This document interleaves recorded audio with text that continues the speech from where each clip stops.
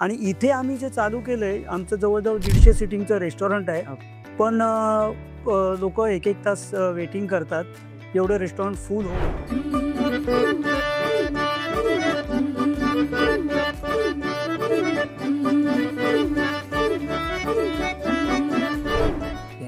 त्याच्यानंतर आला कार्टमध्ये आमच्याकडे भाजलेली कोंबडी आहे, भाजलेलं काळीज आहे, चिकन मराठा आहे, सूपमध्ये पाया सूप आहे, कोंबडी सूप आहे.